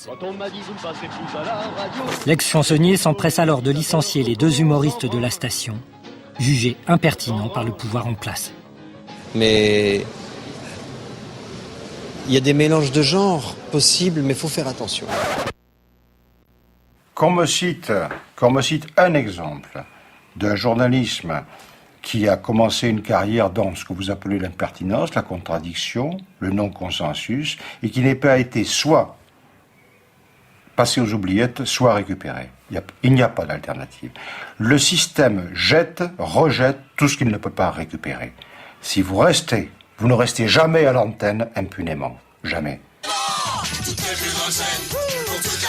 La seule télé par satellite avec 7 chaînes de sport. Nelsat a sélectionné pour le marché de l'information, censé garantir le pluralisme, fabrique ainsi une poignée de journalistes vedettes que les médias, en perpétuelle concurrence commerciale, s'arrachent en espérant doper leur part de marché. Pour ces journalistes qui passent de la télévision à la radio, de la presse écrite à Internet, du public au privé en fonction des opportunités de carrière, deux règles. Valoriser la marque et ne pas dire du mal d'un futur possible employeur. La différence, c'est l'indépendance. Qu'est-ce qui vous fait passer de France Inter à Europe 1 Vous qui aviez dit par exemple, j'ai toujours refusé les propositions des radios et des télés privées. Je me lève à 3h du matin depuis 7 ans parce que ce qui me plaît, et je crois aux valeurs du service public. Vous savez, ici, c'est privé. Ça s'appelle le groupe Lagardère, même si on a une grande liberté. Comme m'a dit un ami de Radio France, ta famille, c'est la radio. D'abord et avant tout, donc... mais vous le saviez pas il y a 2 ans? Si, je le savais, bien entendu, mais vous savez, vous-même, Marc-Olivier Fogiel, ça a été aussi votre parcours, hein, une vie professionnelle, c'est faite d'accélération, de rupture parfois, de continuité. Vous-même, vous avez été, que ce soit à la télévision ou à la radio, une voix du service public. Et, oui, mais moi je disais pas comme vous, Nicolas, que le service public, je trouvais ça très intéressant, mais je disais pas comme vous que c'était juste le seul endroit où je voulais travailler. Il existe sans doute des différences significative, quoi qu'on en dise, entre le secteur public de l'audiovisuel et le secteur privé. Mais ces différences ont toujours tendance à s'amenuiser. Il y a un symptôme de cette situation, c'est que les principaux animateurs, les stars de l'animation et du journalisme du secteur privé passent sans vergogne sur le secteur public et surtout vice-versa. Quand les principaux animateurs sont si peu attachés à la liaison entre secteur public et service public, on a là l'indice d'une évolution, plutôt d'une régression absolument considérable. En matière de transfert de journalistes, l'hiver 2010-2011 a donné lieu à un mercato digne des meilleures saisons de football. C'est Jacques Julliard qui ouvre le bal. Déçu par Denis Oliven, il part du Nouvel Observateur pour rejoindre Marianne. Laurent Geoffrin, lui, lâche Libération pour prendre la place de Denis Oliven. Car ce dernier quitte le Nouvel Observateur pour aller diriger Europe 1 à la place d'Alexandre Bompard, qui lui est en partance pour la direction de la FNAC, que le même Denis Oliven avait quitté quelques mois plus tôt. Juste après les fêtes, Nicolas Poincaré, venu de France Info, débarque à Europe 1 pour succéder à Nicolas Demorand, qui prend lui la tête de Libération. Et c'est Arlette Chabot, partie de France 2, qui devient la nouvelle directrice de la rédaction d'Europe 1. Au même moment, Éric Istralevitch, après être passé par Les Échos et La Tribune, revient au Monde prendre la direction du journal à la place d'Éric Fotorino. Ainsi se construit le pluralisme de l'information. Au travers des parcours croisés d'une poignée de journalistes interchangeables qui sont chez eux partout. Quand on a commencé, il y avait 2 chaînes. Aujourd'hui, il y en a des dizaines. Quand on a commencé, il y avait 3 radios qui comptaient. Maintenant, il y en a des centaines. Et aujourd'hui, il y a Internet. Donc, rien ne peut plus être dissimulé durablement. Comme le martèle Alain Duhamel, la multiplicité des médias garantirait le pluralisme de l'information. Mais sous le régime de la concurrence, l'information est avant tout une marchandise qu'il faut vendre. Et dans ce domaine, il existe par exemple un produit facile à fabriquer, d'un rapport qualité-prix exceptionnel, distribué par tous. C'est une nécessité pour l'information. Il ne se passe plus de jours maintenant, depuis des années d'ailleurs, sans qu'on évoque la délinquance et la violence. C'est un constat inquiétant. La violence touche de plus en plus les écoles maternelles et primaires. Les enfants bandits, c'est un sujet rarement abordé, celui de la violence des 3 à 13 ans. C'est un chiffre qui inquiète la police. La délinquance, on le sait, s'est considérablement développée cette année, notamment dans le Val-de-Marne. Une violence qui semble s'intensifier également dans les délits quotidiens. Mais cette évolution ne suffit pas, loin de là, à faire disparaître le sentiment d'insécurité. Par exemple, à Cherbourg, dans la Manche, les commerçants là-bas en ont assez des vols, des cambriolages et du vandalisme. Sans vouloir être particulièrement alarmiste, il faut savoir que les vacances d'été sont la période de tous les dangers. Mais d'abord, ce fait divers terrifiant. C'est un drame épouvantable qui s'est produit hier soir à Marseille. Elles ont été tuées dans des conditions particulièrement sauvages pour avoir projeté d'enlever, de séquestrer, de violer, de torturer une fillette. Disparition, enlèvement, vivant, mort. L'insécurité au jour le jour, c'est l'un des thèmes centraux à 5 mois des échéances électorales en France.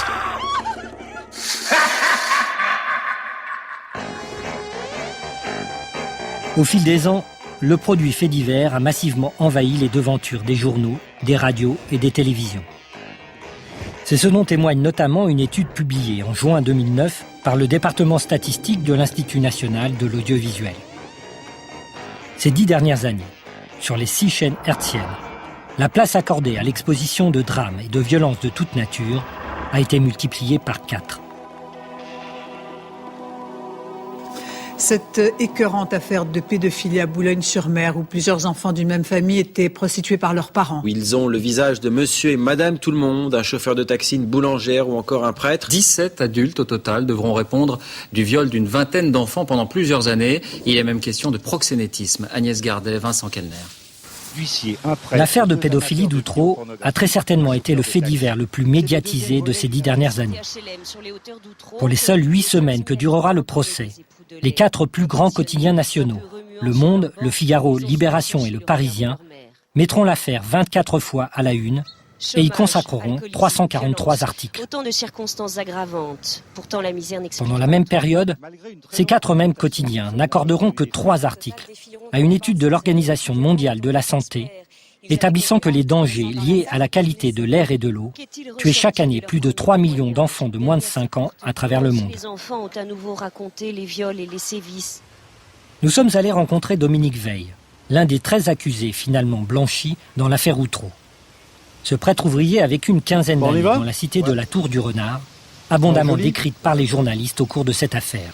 Alors, c'était dans le Parisien. Le drame d'Outreau se joue sur fond de misère sociale.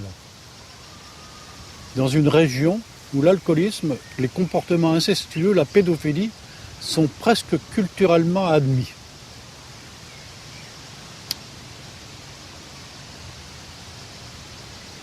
Dans le monde, il y a à Boulogne 5 ou 6 dossiers en cours de ce type. C'est la gangrène, c'est devenu une sorte de mode de vie dans les cités. On se tape une bière comme on se tape un garçon. La modeste cité de la Tour du Renard d'Outreau est-elle frappée de malédiction? On veut plus trop croire qu'elle est, comme beaucoup d'autres cités, semblables dans le Nord-Pas-de-Calais et ailleurs, victime de l'explosif cocktail chômage, alcool, oisiveté, promiscuité. L'inceste n'est alors jamais bien loin. Ça, c'était du Figaro. pas de commentaire. Ça révèle un état d'esprit général, si vous voulez. Quand on déforme la réalité de cette cité et de ses habitants, au point d'en faire un ghetto où s'accumule toute la misère du monde, je crois que là, c'est classique, c'est un classique. Quand on parle de la Courneuve, quand on parle de Vaux-en-Velin, c'est comme ça que les journalistes décrivent des cités entières. Et quand on parle de la banlieue, c'est ce qu'il y a dans les têtes. Bon, c'est la classe dangereuse. Je crois qu'on est en train de retrouver une expression comme celle-là, même si elle n'est jamais dite, elle est sous-entendue. Dans les discours, dans les articles, dans les conversations. C'est jamais dit clairement, mais c'est sous-entendu. Le quartier sensible de la Madeleine est resté aux mains des fauteurs de troubles, y compris aujourd'hui. À l'Ariane, quartier sensible au nord de Nice, c'est le désert. Il était 16h hier dans le quartier sensible d'Orgemont, à Épinay-sur-Seine. Selon les renseignements généraux, le nombre de quartiers sensibles en France serait beaucoup plus important. Les quartiers où vivent les classes sociales les plus défavorisées sont devenus un vaste marché à faits divers. Jour après jour, année après année, le commentaire médiatique abandonne les réalités sociales et économiques pour ne se focaliser que sur quelques sujets. Drogue, délinquance, immigration, violence. Bientôt, cette muraille devrait être rasée. En attendant, elle abrite le plus grand marché du cannabis de France. Une tour et des blocs d'immeubles au sud de Paris, devenus en quelques mois le théâtre d'une violence quotidienne. Incendie dans les parkings, agressions et braquage d'un supermarché. Une cité où, à force de misère, de chômage, d'insécurité et de repli sur soi, l'ordre social et moral est aujourd'hui imposé par la religion, la première pratiquée à Trappes, l'islam. Clichy-sous-Bois s'est de nouveau embrasé. Lorsque des révoltes éclatent dans ces quartiers populaires, comme en octobre 2005 ou en novembre 2007, les médias, bien sûr, envoient en masse leurs caméras, leurs micros, leurs envoyés spéciaux au spectacle des voitures en flammes et des tirs de flashball. On a tout dit dans la presse, à la télévision, depuis presque 2 semaines sur les causes possibles d'une telle violence. Il y a des bandes organisées, des bandes criminelles. Il y a tout simplement des jeunes désœuvrés, sans éducation, culture, chômage, pauvreté, violence gratuite.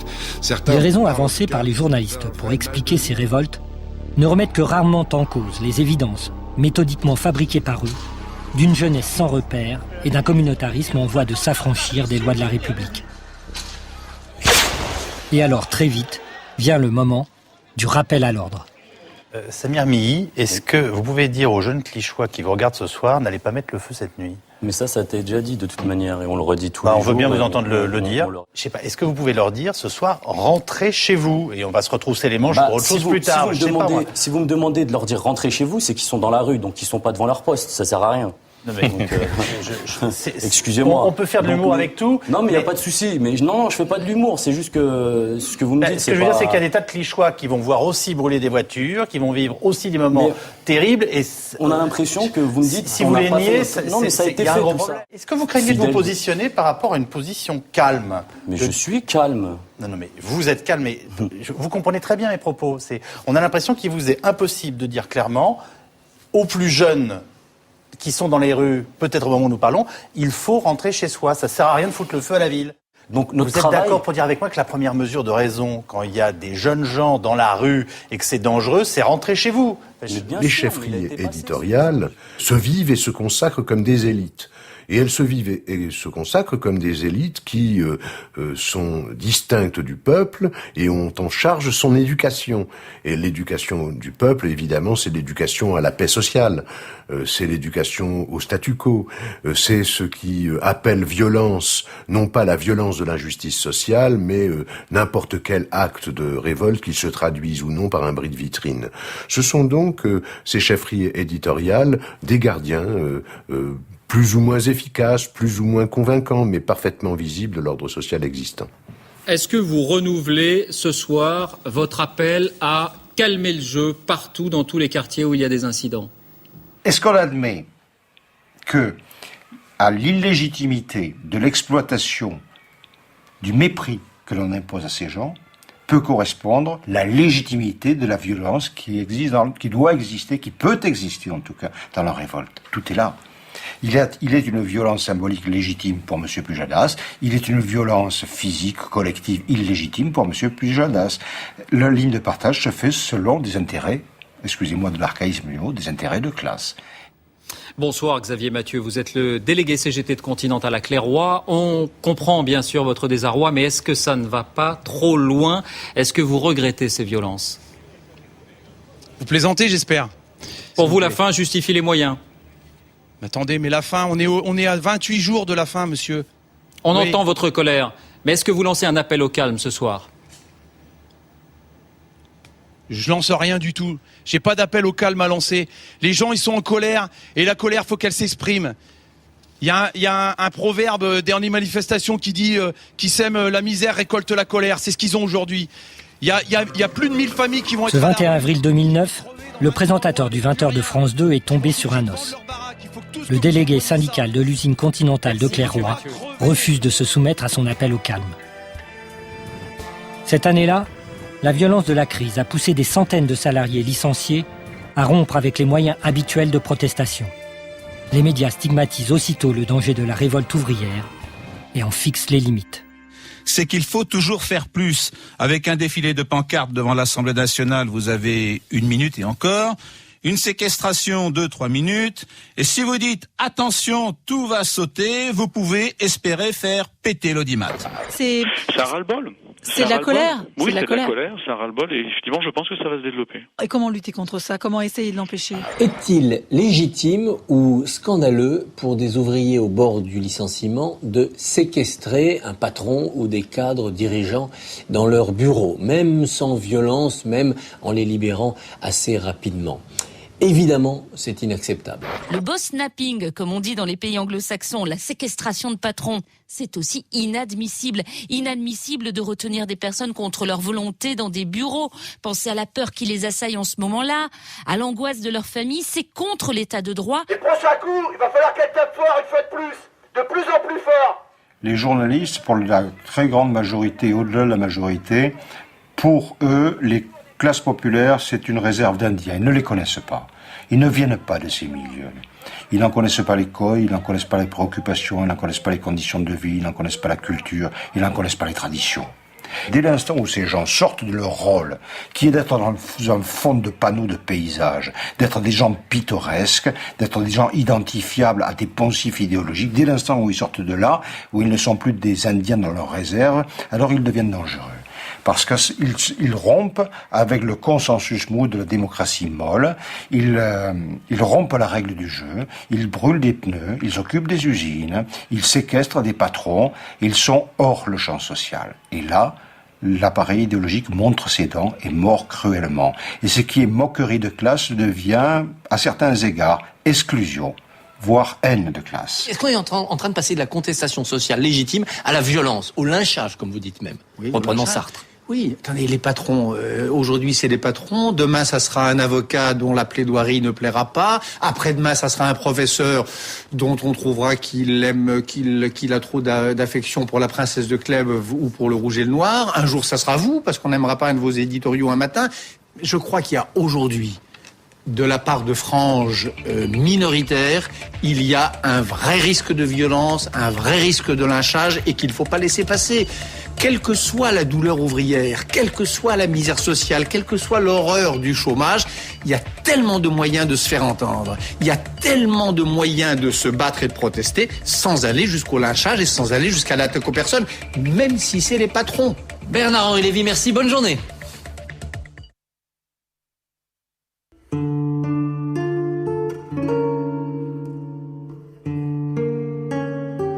Le bourgeois feint de traiter le peuple comme l'ensemble de ses enfants. Il le reprend, l'avertit, le secourt, car il est assez clair que ce peuple ne saurait prendre lui-même en main ses destinées. Quand il punit le peuple, il le punit comme son propre enfant, pour son bien. Il dit « Qui aime bien châtie bien ». Il juge ingrat le peuple révolté.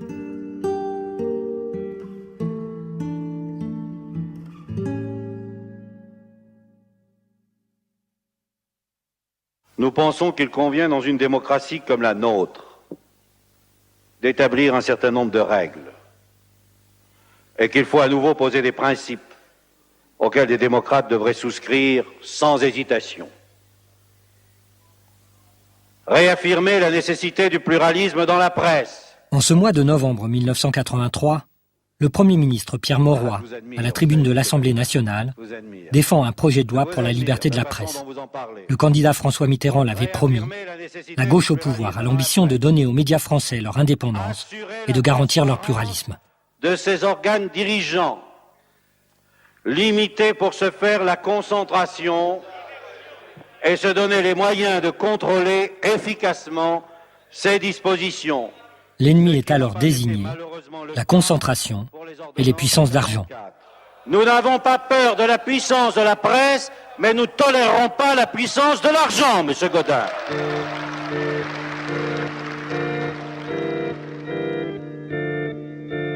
Le 13 mai 2009, le journaliste Jean-Pierre Elkabbach, la voix du groupe Lagardère, reçoit la Légion d'honneur des mains de l'ancien président de la République, Jacques Chirac.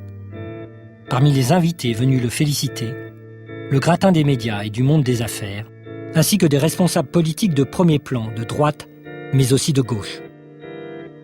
Entre ces deux dates, pour la gauche de gouvernement, 30 ans de renoncement. 30 ans de renoncement à légiférer pour des médias plus indépendants. 30 ans d'augmentation des seuils de concentration. 30 ans de soutien à l'appropriation par de grands groupes industriels et financiers d'une bonne partie de la presse écrite, des radios et des télévisions. 30 ans de renoncement à un service public de l'information indépendant et de qualité. 30 ans de renoncement à se saisir du problème des médias et à en faire une question politique essentielle. Alors, faudra-t-il encore attendre 30 années supplémentaires pour faire de l'appropriation réellement démocratique des médias une étape indispensable de la transformation économique et sociale? Faudra-t-il laisser 30 années de plus les chiens de garde parler pour nous et agir à notre place?